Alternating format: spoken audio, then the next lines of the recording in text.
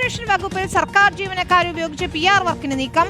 10 വർഷത്തെ നേട്ടങ്ങൾ പ്രചരിപ്പിക്കാൻ സർക്കാർ ജീവനക്കാരെ ഉൾപ്പെടുത്തി മീഡിയ യൂണിറ്റുകൾ രൂപീകരിച്ചു.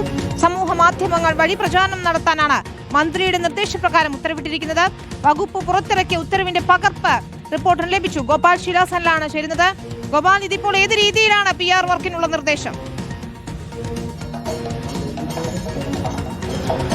വിനീത, സംസ്ഥാന സർക്കാരിന് കീഴിലെ രജിസ്ട്രേഷൻ വകുപ്പിൽ കഴിഞ്ഞ 10 വർഷം എന്തൊക്കെ തരത്തിലുള്ള ഭരണ നേട്ടങ്ങളാണ് ഉണ്ടായിട്ടുള്ളത് എന്ന് പൊതുജനങ്ങളിലേക്ക് സാമൂഹ്യ മാധ്യമങ്ങൾ വഴി പ്രചരിപ്പിക്കുന്നതിന് വേണ്ടിയാണ് ഇത്തരത്തിൽ ഒരു മീഡിയ യൂണിറ്റ് രൂപീകരിച്ചിരിക്കുന്നത്. അതിൽ കൃത്യമായി തന്നെ ആ ഉത്തരവിൽ പറയുന്നുണ്ട്, രജിസ്ട്രേഷൻ വകുപ്പ് മന്ത്രിയുടെ നിർദ്ദേശപ്രകാരമാണ് ഇത്തരത്തിൽ ഒരു യൂണിറ്റ് രൂപീകരിക്കുന്നത്. അത് കൃത്യമായി തന്നെ ഒന്നാം പിണറായി സർക്കാരിൻ്റെയും രണ്ടാം പിണറായി സർക്കാരിന്റെ കാലത്തെ വകുപ്പിൽ മാത്രമുള്ള നേട്ടങ്ങൾ പ്രചരിപ്പിക്കേണ്ടതായിട്ടുണ്ട്. അതിന്റെ പ്രവർത്തനം എങ്ങനെയാണ് എന്ന് ചോദിച്ചാൽ, വകുപ്പിലെ ഒരു ജൂനിയർ സൂപ്രണ്ടന്റാണ് ഇതിന്റെ ഏകോപന ചുമതല സംസ്ഥാന തലത്തിൽ നോഡൽ ഓഫീസറായി ചുമതലപ്പെടുത്തിയിട്ടുള്ളത്. അദ്ദേഹത്തിന് കീഴിൽ 8 ജില്ലകളിൽ 2 പേർ വീതം, അതായത് ഒരു യൂണിറ്റിൽ 2 പേർ വീതമാണ് ഉൾപ്പെടുത്തിയിരിക്കുന്നത്. അങ്ങനെ 8 ജില്ലകളിലായി 16 പേരും ഒരു സംസ്ഥാന നോഡൽ ഓഫീസറും അടക്കം 17 പേർ ഇനിയുള്ള ദിവസങ്ങളിൽ ഈ രജിസ്ട്രേഷൻ വകുപ്പിന്റെ